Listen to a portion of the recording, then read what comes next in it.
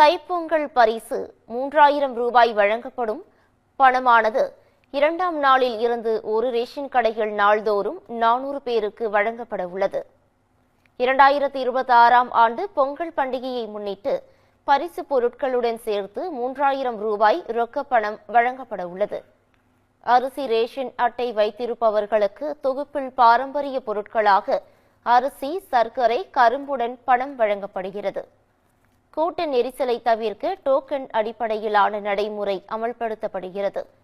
இந்த டோக்கன்கள் ரேஷன் கடை ஊழியர்கள் மூலம் நேரடியாக பயனாளர்களின் வீடுகளுக்கு சென்று வழங்கப்பட வேண்டும் என அறிவுறுத்தப்பட்டுள்ளது. விநியோகம் தொடங்கும் முதல் நாளில் காலை 100 பேருக்கும் மாலை 100 பேருக்கும் என மொத்தம் 200 அரிசி அட்டைதாரர்களுக்கு மட்டும் பரிசு வழங்கப்படும். 2ஆம் நாள் முதல் காலை 200 பேருக்கும் மாலை 200 பேருக்கும் என ஒரு நாளில் மொத்தம் 400 பேருக்கு பொங்கல் பரிசு தொகுப்பும் ரொக்கப் பணமும் வழங்கப்படும்.